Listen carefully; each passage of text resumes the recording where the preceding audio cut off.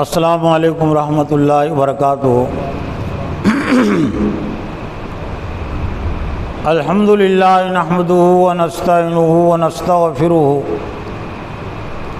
ونؤمن به ونتوکل علیہ ونعوذ باللہ من شرور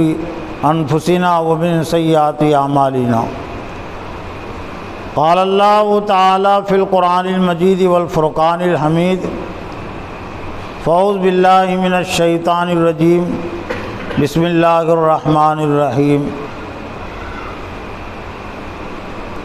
انما اموالکم واولادکم فتنہ واللہ عندہ اجر عظیم۔ وقال اللہ تعالی اذن وامددناکم باموال وبنین وجعلناکم اکثر نفیرا۔ وقال اللہ تعالی اذن ولا تقتلوا اولادکم خشیۃ املاق نحن نرزقکم وإیاکم ان قتلہم کان خطأ کبیرا۔ وقال اللہ تعالی اذن وإذ قال لقمان لابنہ وهو یعظہ یا بنی لا تشرک باللہ ان الشرک لظلم عظیم۔ وقال النبی صلی اللہ علیہ وسلم اکرموا اولادکم واحسنوا ادبہم، رواہ ابن ماجہ۔ معزز و محترم دینی بھائیو، بزرگوں، نوجوانوں، خواتین اور بہنوں، آج کے اس جمعہ کے خطبے میں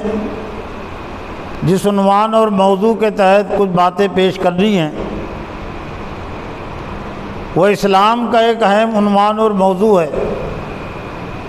تعلیم اور تربیت کا بھی ایک اہم عنوان اور موضوع ہے، اور معاشرے کا بھی ایک اہم عنوان اور موضوع ہے، چاہے انسانی معاشرہ ہو یا اسلامی معاشرہ ہو، دونوں معاشروں کے لیے وہ عنوان اور موضوع ضروری ہے، اور وہ ہیں والدین کے فرائض۔ لیکن عربی لفظ ہے، زیادہ نہیں سمجھتے، اس لیے والدین کی ذمہ داریاں، والدین کی ذمہ داریاں اولاد سے متعلق، یہ دین اسلام کا ایک اہم عنوان اور موضوع ہے۔ اس سلسلے میں اسلام نے والدین پر جو ذمہ داریاں ڈالی ہے اولاد سے متعلق، تو سب سے پہلی ذمہ داری یہ ہے کہ والدین اولاد کو اب اللہ کی نعمت سمجھے، امانت سمجھے، اپنی ملکیت نہ سمجھے۔ ذریعہ پیدائش تو یقیناً والدین ہیں، لیکن اصل مالک اور اصل پیدا کرنے والا وہ اللہ ہے۔ تو اللہ کی نعمت بھی ہے اور اللہ کی طرف سے امانت بھی ہے، گویا کہ اولاد کو اپنے لیے زحمت نہ سمجھے۔ اور اولاد کتنی بڑی نعمت ہے والدین کے لیے، جن والدین کو، جن لوگوں کو اللہ تعالیٰ نے اولاد سے محروم رکھا ہے، جس میاں بیوی کو اللہ نے اولاد عطا نہیں کی، وہ اس کی قدر و قیمت زیادہ سمجھیں گے جن کے یہاں اولاد نہیں ہے۔ لیکن یہ بھی افسوس کی بات ہے کہ جن لوگوں کو اللہ تعالیٰ یہ نعمت عطا کرتا ہے، یہ امانت عطا کرتا ہے، وہ اس کی ویسے قدر و قیمت نہیں کرتے جیسے کرنی چاہیے۔ پھر اس سلسلے میں دوسری چیز جو والدین پر عائد ہوتی ہے وہ یقیناً اولاد اللہ کی نعمت ہے، امانت بھی ہے، لیکن اگر اللہ تعالیٰ کسی والد کو، کسی ماں کو اگر یہ نعمت عطا نہ کرے تو اس کو مایوس نہیں ہونا چاہیے، اور اس کا الزام کسی اور پر نہیں ڈالنا چاہیے، نہ احساس کمتری میں مبتلا ہو۔ قرآن مجید کی ایک آیت اس سلسلے میں رہنمائی کرتی ہے، یہ سورہ شورى کی آیت نمبر 49 اور 50 ہے۔ للہ ملک السماوات والارض، اللہ ہی کی ملکیت آسمانوں اور زمین، یخلق ما یشاء، وہ جو چاہتا ہے پیدا کرتا ہے، یہب لمن یشاء اناثا، وہ جس کو چاہتا ہے صرف لڑکے ہی لڑکیاں دیتا ہے، وہ یہب لمن یشاء الذکورا، اور جس کو چاہتا ہے صرف لڑکے ہی لڑکے دیتا ہے، او یزوجہم ذکرانا و اناثا، یا جس کو چاہتا ہے لڑکے اور لڑکیاں دونوں دیتا ہے، وَيَجْعَلُ مَن يَشَاءُ عَقِيمًا، اور جس کو چاہتا ہے باندھ رکھتا ہے، اولاد سے محروم رکھتا ہے، اِنَّهُ عَلِيمٌ قدیر، بے شک وہ جاننے والا اور طاقت اور قوت والا ہے۔ تب ان دو آیتوں میں اللہ تعالیٰ نے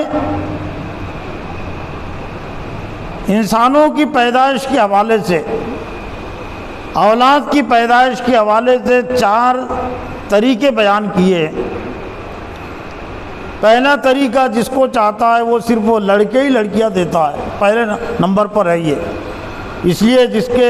جن والدین کو اللہ تعالیٰ پہلی لڑکی اگر دے تو اسے زیادہ خوش ہونا چاہیے کہ اس ترتیب سے اس کا گھر جڑ گیا، اس کی اولاد کا سلسلہ جڑ گیا، جو ترتیب اللہ تعالیٰ نے قرآن میں بیان کی ہے۔ اناثا یعنی پہلے نمبر پر اللہ تعالیٰ نے لڑکیوں کا تذکرہ کیا ہے، لیکن بہت سارے لوگ ناراض ہو جاتے ہیں، والدین ناراض ہو جاتے ہیں، اس لیے کہ پہلے سے امید لگا کر بیٹھتے ہیں، دعائیں بھی کرتے ہیں کہ ہمیں لڑکا ہی ہونا، لڑکی نہیں ہونا، اور جب اللہ تعالیٰ لڑکی عطا کرتا ہے تو کچھ ناراض بھی ہو جاتے ہیں۔ تو والدین پر اولاد سے متعلق جو دوسرا حق عائد ہوتا ہے، جو دوسری ذمہ داری عائد ہوتی ہے، اگر اللہ تعالیٰ صرف لڑکے ہی لڑکیاں دے تو بھی والدین کو اللہ تعالیٰ کا شکر بجا لانا چاہیے، اللہ کی نعمت سمجھنا چاہیے، امانت سمجھنا چاہیے، لڑکیوں کی ناقدری نہیں کرنی چاہیے، ان کو حقیر نہیں سمجھنا چاہیے۔ اور دوسرے نمبر پر اللہ تعالیٰ نے فرمایا یہب لمن یشاء الذکورا، وہ جس کو چاہتا ہے صرف وہ لڑکے ہی دیتا ہے۔ تو اگر اللہ تعالیٰ کسی کو لڑکے ہی عطا کرے تو ان والدین کو بھی ناراض نہیں ہونا چاہیے، وہ بھی اللہ تعالیٰ کا ایک طریقہ ہے، اور اللہ تعالیٰ کا یہ طریقہ اگر نہیں ہوتا کہ معاشرے میں عمل میں تو اللہ اس کو کیوں بیان کرتا؟ جب اللہ نے فرما دیا تو ایسا ہو کر رہے گا کہ کچھ والدین کو صرف لڑکے ہی ہوں گی، یا صرف لڑکے ہوں گے، 10 اولاد ہے تو لڑکے ہی لڑکیاں ہوں گی، یا صرف 10 لڑکے ہی لڑکے ہو سکتے ہیں، لیکن وہ اللہ کی نعمت اولاد ہے۔ وہ تیسرے نمبر پر اللہ نے فرمایا یزوجہم ذکرانا و اناثا، اور جس کو چاہتا ہے لڑکے بھی دیتا ہے لڑکیاں بھی دیتا ہے، دونوں اللہ کی نعمتیں ہیں، تو اس کو بھی شکر بجا لانا چاہیے۔ لیکن چوتھا طریقہ اللہ تعالیٰ نے ایک بیان کیا ہے، اور چوتھے نمبر پر اس لیے بیان کیا ہے کہ ایسا لگتا ہے کہ انسانی معاشرے میں ایسا کم ہوتا ہے، یعنی بے اولاد والدین معاشرے میں کم ہوتے ہیں، زیادہ تر اولاد والے ہوتے ہیں، لیکن ہوتے ہیں۔ تو اللہ نے چوتھے نمبر پر بیان کیا وَيَجْعَلُ مَن يَشَاءُ عَقِيمًا، اور جس کو چاہتا ہے وہ باندھ رکھ دیتا ہے، بے اولاد، نہ اس میں والد کا کوئی قصور ہے،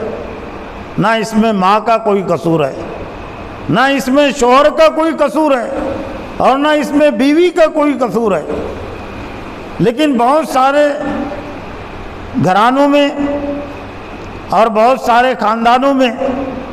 یہ اولاد نہیں ہونے کا الزام کہیں پر لڑکے پر ڈال دیتے ہیں۔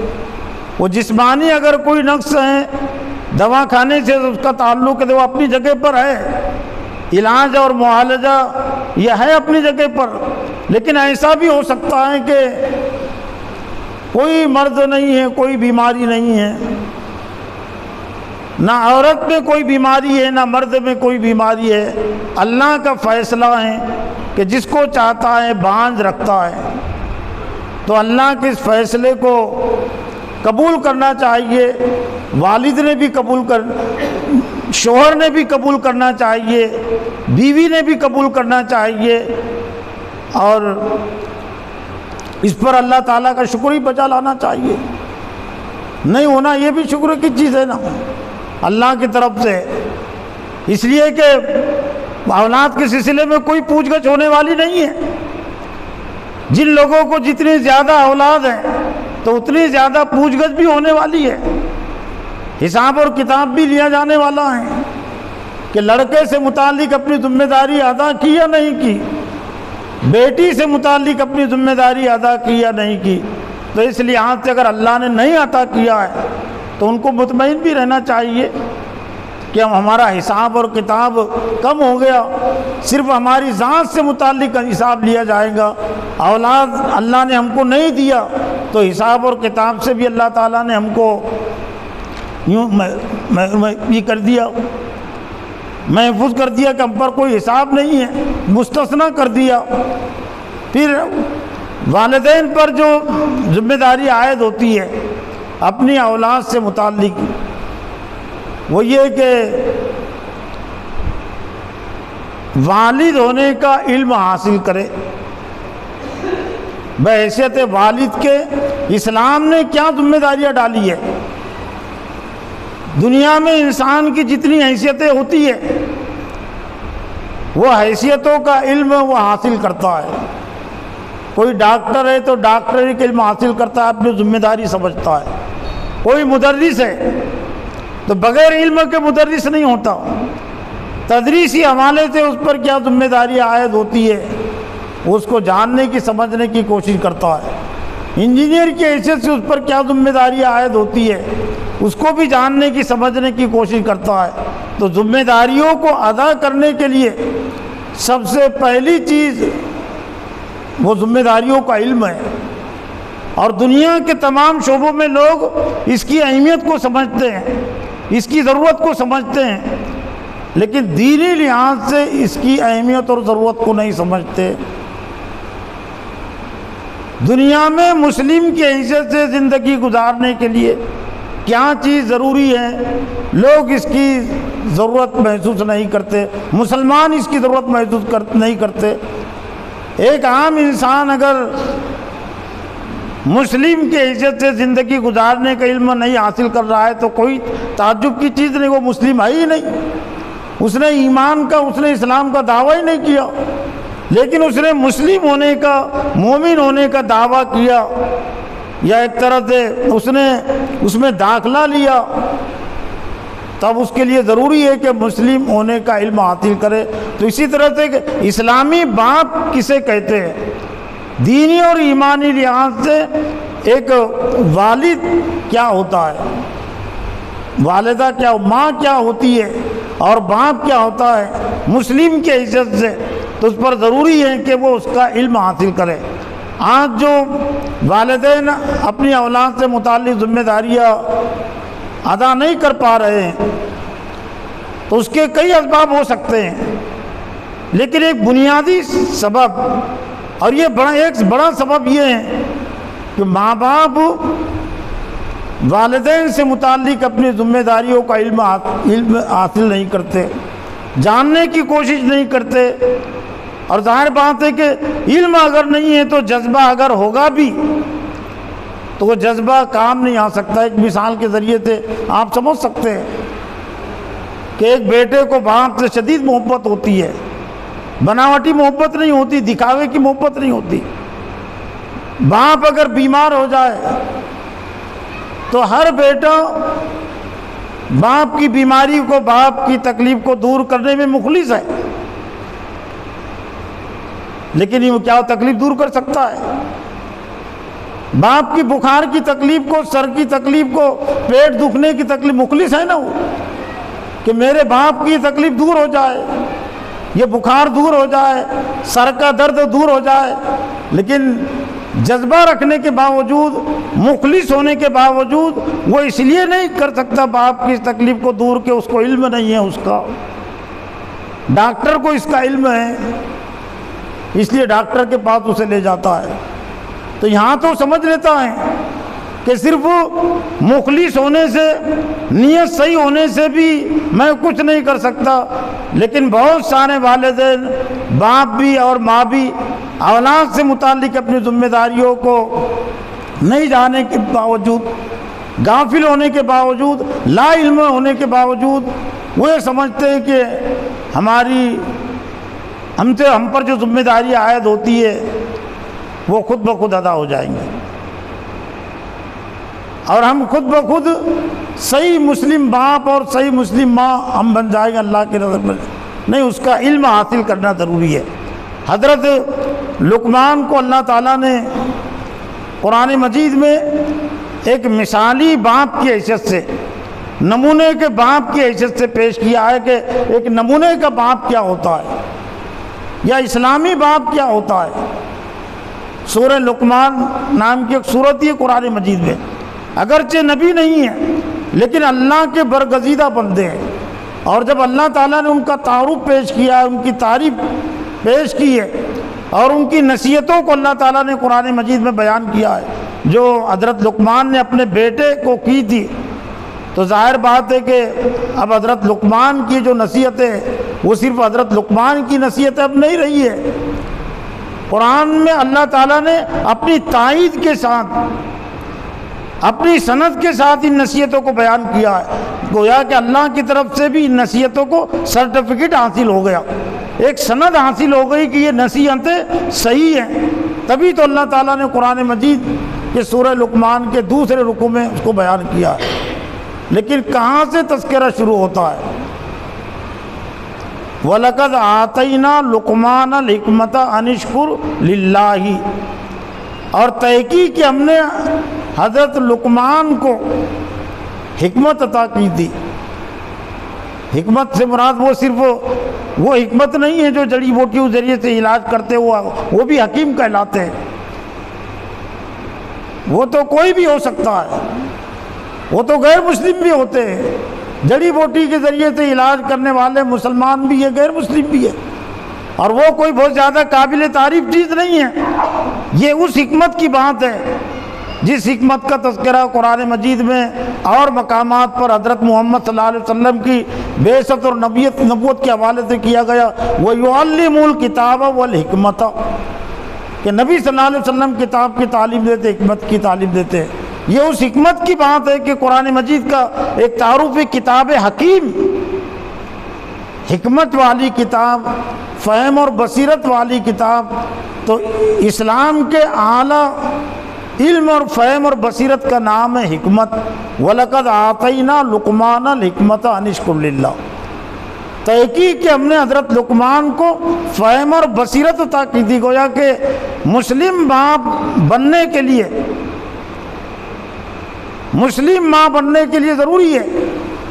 کہ وہ دین کا فہم، علم سے آگے کی چیز ہے فہم اور بصیرت، حکمت علم سے آگے کی چیز ہے، گہرائی اور بصیرت کو کہتے ہیں۔ دودھ میں جو درجے ہوتے ہیں اس کو سامنے رکھ کر ہم سمجھ سکتے ہیں کہ دودھ ہے اور ایک مکھن ہوتا ہے، دودھ سے گھی بنتا ہے، لیکن 10 کلو دودھ میں سے شاید 1 کلو بھی نہ نکلے مکھن اور گھی۔ تو علم کا مکھن، علم کا جو جوہر ہے، تو قرآن نے اس کو حکمت سے تجویز دی ہے، حکمت سے اس کو پیش کیا ہے۔ تو ہر مسلم باپ کے لیے ضروری ہے، ہر مسلم ماں کے لیے ضروری ہے کہ وہ دین کا فہم، دین کی بصیرت حاصل کرے۔ حضرت لقمان کو اللہ نے ایک مثالی باپ کی حیثیت سے پیش کیا۔ وَإِذْ قَالَ لُقْمَانُ لِابْنِهِ أَنِ اشْكُرْ لِلَّهِ، کو میرا شکر گزار بنے۔ ایک مسلم باپ پر اور مسلم ماں پر جو ذمہ داری عائد ہوتی ہے وہ یہ کہ اللہ کو شکر گزار بنے۔ ظاہر بات ہے جو اللہ کا شکر گزار نہیں بن سکا وہ اور کس کا شکر گزار بن سکتا ہے، اور اولاد ان کی شکر گزار کیسے بن سکتی ہے۔ ومن کفر ومن شکر فإنما یشکر لنفسہ، اور یہ شکر گزاری کا فائدہ اسی کو ملنے والا ہے۔ ومن کفر فإن اللہ غنی حمید، اور جو ناشکری کرے گا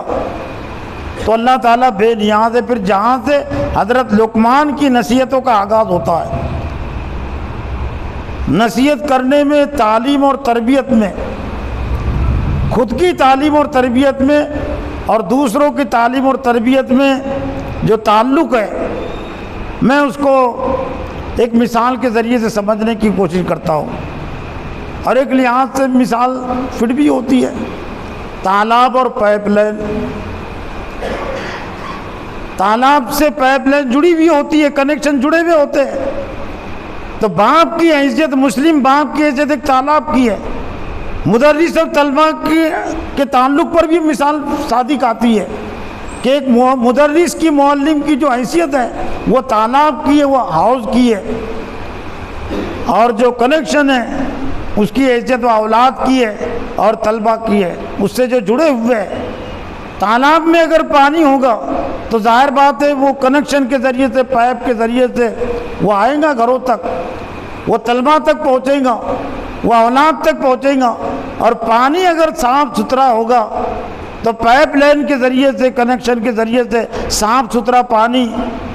تعلیم و تربیت کا وہ اولاد کو ملے گا، وہ طلبہ کو ملے گا اساتذہ کے ذریعے سے۔ لیکن تالاب میں پانی اگر گندا ہے یا تالاب اگر خالی پڑا ہے تو اچھی سے اچھی پائپ لائن بھی ہوں گی تو اب پائپ لائن کا کوئی فائدہ ہونے والا نہیں ہے۔ اور پانی اگر صحیح ہو، پانی اگر گندا ہوگا تو وہی گندا پانی منتقل ہوگا پائپ کے ذریعے سے وہ اولاد میں، اور اساتذہ طلبہ اگر جڑے ہوئے تو اساتذہ کے ذریعے سے وہی گندا پانی۔ آج جو معاشرہ گندا ہے تو اس کے اسباب میں سے ایک سبب یہ بھی ہے کہ جہاں سے ان کو فکر کی غذا مل رہی ہے، سوچ سمجھ کی جہاں سے ان کو غذا مل رہی ہے، اولاد کو جو غذا مل رہی ہے والدین کے ذریعے سے وہ صحیح نہیں مل رہی ہے، صاف ستھرا پانی ان کو نہیں مل رہا ہے، طلبہ کو صاف ستھرا علم، صاف ستھری فکر ان کو نہیں مل رہی ہے اساتذہ کے ذریعے سے۔ اور ڈاکٹر وہ اکبر الہ آبادی نے بطور طنز کے کہا تھا 100 سال پہلے، لیکن آج بھی وہی حال ہے۔ فرعون کے واقعے کو سامنے رکھ کر اکبر الہ آبادی رحمۃ اللہ جو شاعر بھی تھے، انہوں نے کہا یوں قتل سے بچوں کے بدنام نہ ہوتا، افسوس کہ فرعون کو کالج کی رت سوجی۔ ایک ہی شعر میں انہوں نے ایک بڑی تاریخ کو بیان کر دیا۔ فرعون پر بنی اسرائیل کے بچوں کا الزام کیا ہے؟ بل حقیقت ہے وہ اللہ نے بیان کیا کہ فرعون کے بچوں، بنی اسرائیل کے بچوں کو، بیٹوں کو ذبح کرتا تھا فرعون۔ لیکن اکبر الہ آبادی کہنے کا مطلب یہ ہے کہ اس کو یہ بدنامی بولنے کی ضرورت نہیں تھی، صرف اگر وہ کالج بنا دیتا اور اس میں فرعونی تہذیب کی تعلیم دیتا تو یہ بنی اسرائیل کے بچے اس کے خود غلام ہو جاتے، اس کی تہذیب کو سیکھ کر وہ خود بنی اسرائیل کو اس کی تعلیم دیتے۔ یوں قتلوں سے بچوں کے بدنام نہ ہوتا، افسوس کہ فرعون کو کالج کی نہ سوجی۔ تو آج جو کالج ہے وہ کالجوں کے ذریعے سے آج یہی ہو رہا ہے، ایمانی لحاظ سے، روحانی لحاظ سے ایک طرح سے طلبہ کا قتل ہو رہا ہے، ذبح ہو رہے ہیں، مذبح خانے۔ حکومت نے یہ مذبح جانوروں کے مذبح خانے پر تو پابندیاں لگا دی، ذبح خانوں پر پابندیاں لگا دی، لیکن یہ کالج کے نام پر، یونیورسٹی کے نام پر یہ جو مذبح خانے بنے ہوئے تو ان کی طرف کوئی توجہ نہیں ہے۔ تو خیر عام انسانوں سے اس کی کیا توقع کریں، لیکن چونکہ ہمارا تعلق اسلام سے ہے، اسلام کا تعلق اس دنیا کی رہنمائی سے بھی ہے اور آخرت کی رہنمائی سے بھی ہے۔ اسلام نے دنیا کو کھیتی کے طور پر پیش کیا ہے کہ اب دنیا مزرعۃ الآخرہ، دنیا آخرت کی کھیتی ہے، یہاں جو کچھ ہم کریں گے ویسے ہی پھل ہم کو آخرت میں ملے گا۔ تو والدین پر جو ذمہ داری عائد ہوتی ہے، اور پھر اس سلسلے میں یہ ایک بات یہ بھی ہے کہ والدین کا جو تعلق ہے ماں باپ، تثنیہ کا لفظ ہے، اس میں ماں بھی ہے، اس میں باپ بھی ہے۔ یہاں بھی شیطان نے ایک بڑا جھانسا دے دیا اور اطمینانی کیفیت میں مبتلا کر دیا۔ باپ یہ سمجھتا ہے کہ اولاد کی تعلیم اور تربیت کی ذمہ داری ماں پر ہے، میری بیوی پر ہے، اور بیوی یہ سمجھتی ہے کہ گھر کی تعلیم و تربیت کی ذمہ داری شوہر پر ہے، ان کے باپ پر ہے۔ اسلام نے دونوں کو ذمہ دار ٹھہرایا۔ کلکم رائن و کلکم مسئول، تم میں ہر ایک ذمہ دار ہے، ہر ایک سروار اس سے پوچھا جائے گا۔ اب اس میں جو بہتر صورت ہو سکتی ہے وہ یہ کہ شوہر اس سلسلے میں تعاون کرے بیوی کا، اولاد کی تعلیم اور تربیت کے حوالے سے بیوی شوہر کی مدد کرے، مطلب دونوں میں اگر رسہ کشی ہے، دونوں میں اگر انتشار ہے تو پھر یہ رسہ کشی اور انتشار یہ اولاد میں بھی منتقل ہوگا، تو دونوں کی ذمہ داری ہے۔ اس میں بہتر صورت یہی ہے کہ ظاہر بات ہے کہ مردوں کو اسلام نے قوام بنایا، امیر بنایا، یہ باہر زیادہ جاتا ہے، مسجد میں اتنا حاضر ہوتا ہے جتنی بیوی حاضر نہیں ہو پاتی، خواتین اتنی حاضر نہیں ہو پاتی۔ دین کی مجلسوں میں مرد اور شوہر اور والد اتنی مرتبہ جاتے ہیں کہ جتنی مرتبہ گھر کی عورتیں نہیں جا سکتی۔ تب یہ والد کی ذمہ داری ہے، شوہر کی ذمہ داری ہے۔ لیکن جہاں تک کہ اولاد کو سمجھانے کی بات ہے، بتلانے کی بات ہے، تو جتنا وقت ایک ماں اپنے بچوں کے لیے دے سکتی ہے باپ اتنا وقت نہیں دے سکتا۔ تب بہتر اس میں صورت یہ ہو سکتی ہے کہ باپ شوہر اپنی بیوی کو اسلام سکھائے، تقوی سکھائے، حلال و احکام بتائے، بچوں سے متعلق ذمہ داریوں کو بتائے، اور بیوی شوہر سے یہ علم حاصل کر کے پھر اس کی روشنی میں اپنے اولاد کی وہ تربیت کرے، تعلیم و تربیت کرے۔ ایک اندازے کے مطابق اولاد کا ماں باپ کے پاس جو وقت گزرتا ہے تو 75% بچوں کا وقت ماں کے ساتھ گزرتا ہے اور 25% باپ کے ساتھ گزرتا ہے۔ کیوں؟ کیسے؟ باپ پر باہر کی بہت ساری ذمہ داریاں ہیں۔ تب اس میں باپ اپنی ذمہ داری کو کم کرنے کے لیے، آسان بنانے کے لیے وہ اپنی بیوی کی تعلیم اور تربیت کرے، تو بیوی پھر اس کی نمائندگی کریں گی، اور پھر دونوں اس سلسلے میں اور زیادہ مجبور ہے اور بے بس ہے۔ تو معاشرے میں جو تعلیم اور تربیت کے جو مراکز ہیں، جن میں یہ مساجد بھی ہے، مکاتب بھی ہے، مدارس بھی ہے،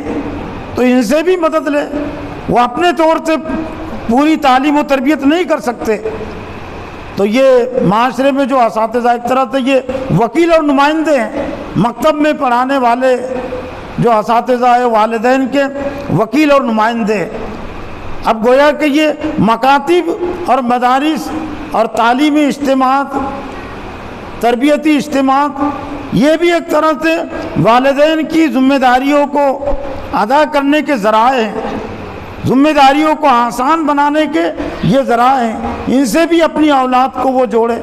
تو پھر یہ کام ان کے لیے آسان ہو جائے گا۔ جہاں سے حضرت لقمان کی نصیحتیں شروع ہوتی ہے، تو ایک طرح سے تعلیم اور تربیت کا اسلام نے کیا طریقہ رکھا ہے، اور والدین اپنی اولاد کی تعلیم و تربیت کا آغاز کہاں سے کرے، تو یہ ترتیب میں اس میں بھی رہنمائی، وہ ترتیب ہم کو رہنمائی کرتی ہے۔ وَإِذْ قَالَ لُقْمَانُ لِابْنِهِ وَهُوَ يَعِظُهُ يَا بُنَيَّ لَا تُشْرِكْ بِاللَّهِ إِنَّ الشِّرْكَ لَظُلْمٌ عَظِيمٌ۔ اور یاد کرو وقت جب کہ حضرت لقمان اپنے بیٹے کو نصیحت کر رہے تھے،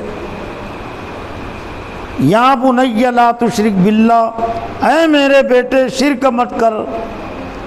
شرک بہت بڑا ظلم اور گناہ ہے۔ یہ تربیت کا آغاز۔ معلم اپنی معلمی کا آغاز کہاں سے کرے، باپ اپنی تعلیم و تربیت کا آغاز کہاں سے کرے، اور یہ ترتیب وہی ہے جو قرآنی ترتیب ہے۔ لا الہ الا اللہ محمد الرسول اللہ، پہلے انکار ہے، شرک اور کفر کا انکار پہلے، ایمان سے پہلے۔ تو حضرت لقمان نے اپنے بیٹے کو جو نصیحت کی وہ یہ کہ اے میرے بیٹے شرک مت کر، شرک سب سے بڑا گناہ ہے، اب شرک مت کر، یہ انہوں نے نصیحت کی، لیکن اس سے پہلے انہوں نے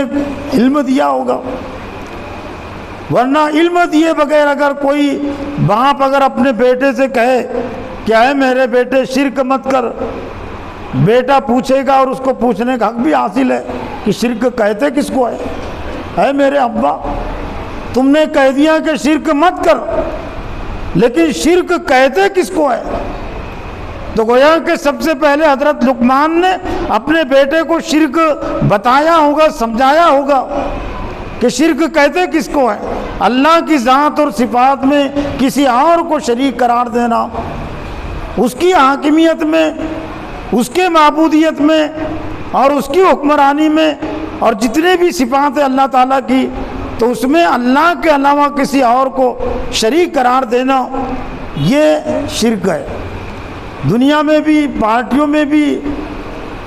سب سے بڑا جو جرم ہے اور گناہ ہے وہ یہی سمجھا جاتا ہے، لیکن لوگ دنیاوی لحاظ سے تو سمجھ لیتے ہیں کہ کوئی کانگریس پارٹی کا رکن ہوتے ہوئے رہتے ہوئے وہ بی جے پی کی حمایت نہیں کر سکتا، بی جے پی کا رکن ہوتے ہوئے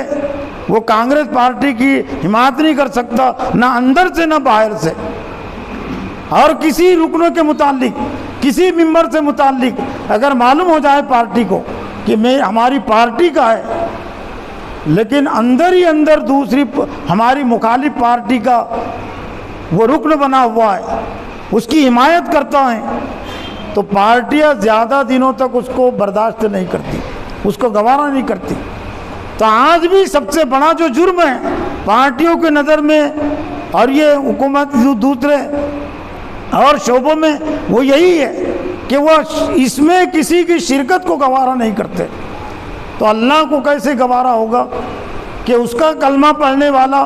اس کو معبود سمجھنے والا کسی اور کے سامنے جھکے، کسی اور سے اتنی محبت کرے جتنی محبت اللہ سے کی جاتی ہے، وہ اتنا ڈرے اللہ کے علاوہ اور کسی سے، غیر اللہ سے جتنا اللہ سے ڈرا جاتا ہے۔ تو اے میرے بیٹے شرک مت کر، اور پھر انداز میں بھی بڑی شفقت کا پہلو ہے، محبت کا پہلو ہے۔ ظاہر بات ہے کہ حضرت لقمان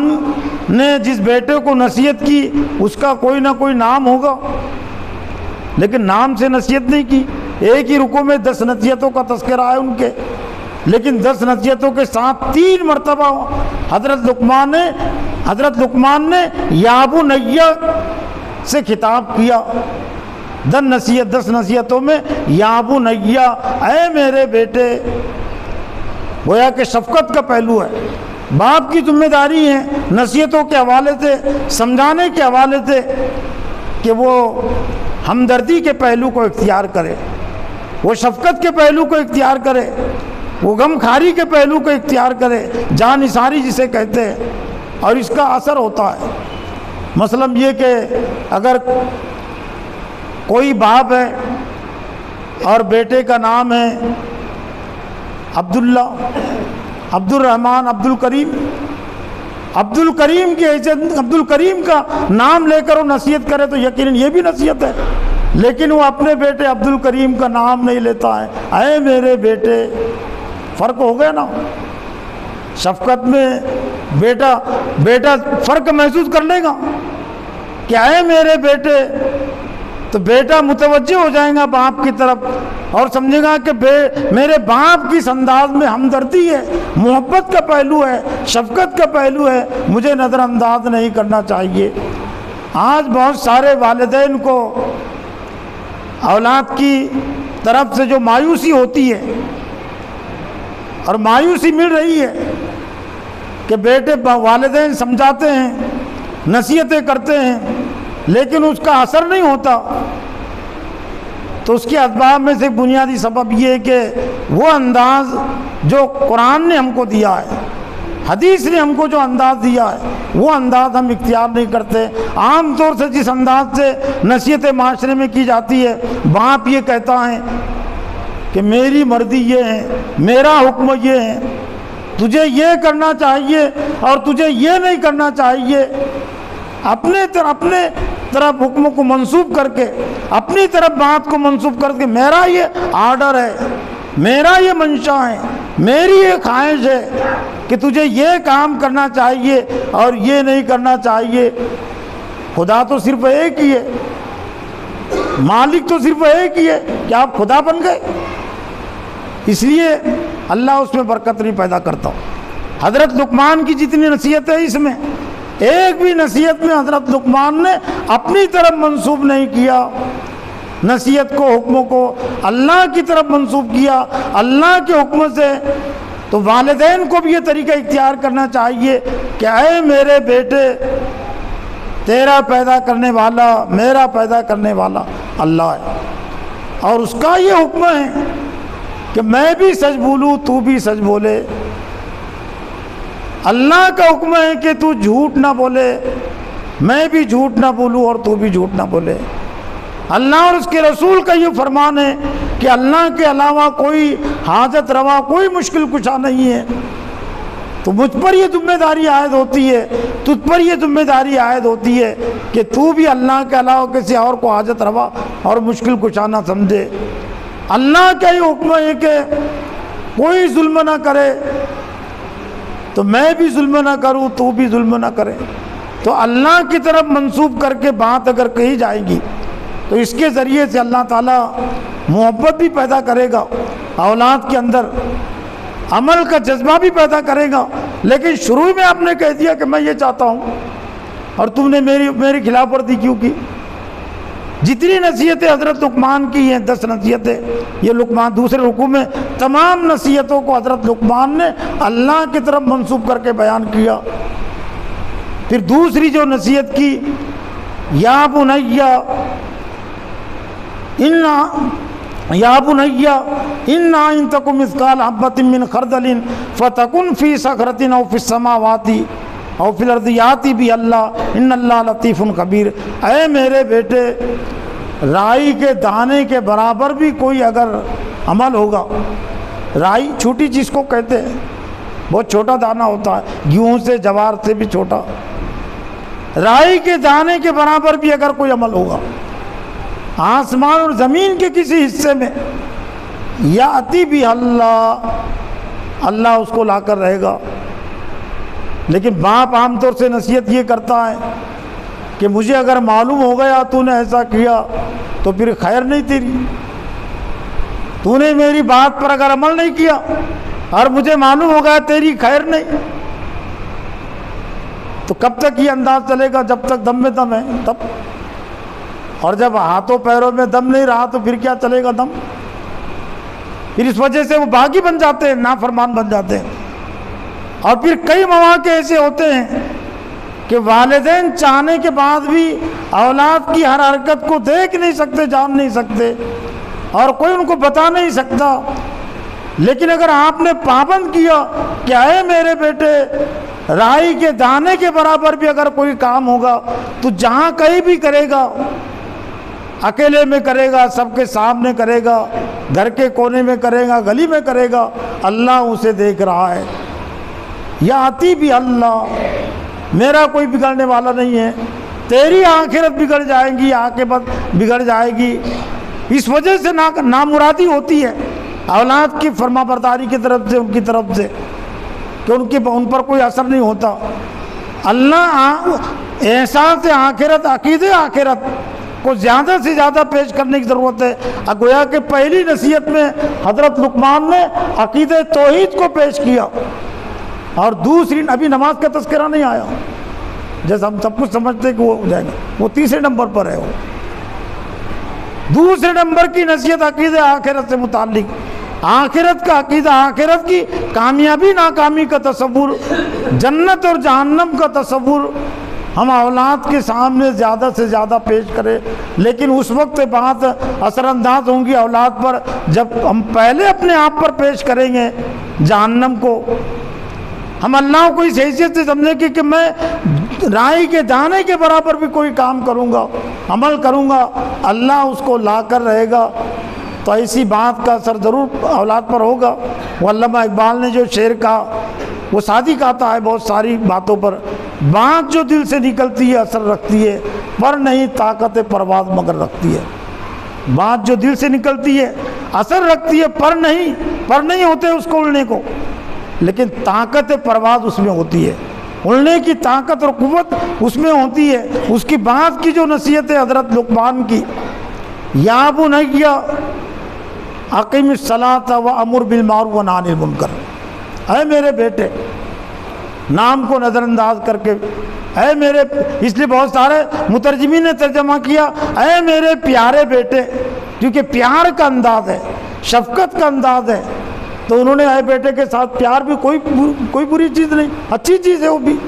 اے میرے پیارے بیٹے، نماز کو قائم کرنا، وَأْمُرْ بِالْمَعْرُوفِ، لیکن نماز کو قائم کرنے کی نصیحت کا حق کس والد کو پہنچتا ہے، کس والدہ کو پہنچتا ہے یہ حق؟ بہت زیادہ سوچنے سمجھنے کی چیز نہیں، وہی نصیحت کر سکتا ہے اور اسی کی نصیحت میں اثر ہو سکتا ہے جو والد خود نماز کی پابندی کر رہا ہوگا۔ جو خود نماز کی پابندی نہ کرے، نماز کو قائم نہ کرے، اس باپ کو کیا حق پہنچتا ہے؟ اور اگر وہ کر بھی دے نصیحت تو اس کی بات میں کہاں اثر ہو سکتا ہے؟ جس ماں نے نماز کو قائم کیا ہوا اپنی زندگی میں، وہی ماں کو یہ حاصل ہے کہ اپنے بیٹے کو، اپنی اولاد کو نماز کو قائم کرنے کی نصیحت کرے اور اس کا اثر ہوگا۔ یا بنی اقم الصلاۃ وامر بالمعروف ونہی عن المنکر، چوتھے نمبر کی نصیحت وامر بالمعروف ونہی عن المنکر، اور بھلائی کو حکم دے اور برائی سے روک، واصبر علی ما اصابک، لیکن جو بھی بھلائی کو حکم دے گا، برائی سے روکے گا، اس پر آزمائشیں آئیں گی، پریشانیاں آئیں گی۔ تو جو نصیحت کی حضرت لقمان نے اپنے بیٹے کو، واصبر علی ما اصابک، صبر کر، صبر میں ہمت کا پہلو بھی ہے، صبر میں برداشت کا پہلو بھی ہے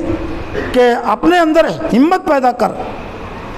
اور جو کچھ تکلیف پہنچتی ہے اس کو برداشت کر۔ اور ولا تصائر خدک للناس، اپنے منہ کو مت پھیلا لوگوں کے لیے۔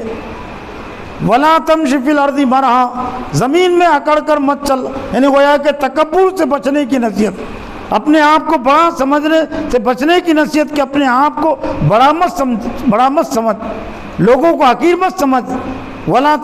زمین میں اکڑ کر مت چل، بے شک اللہ تعالیٰ اکڑ کر چلنے والوں کو پسند نہیں کرتا۔ وقصد فی مشیک واغضض من صوتک، اپنی آواز کو پست رکھ،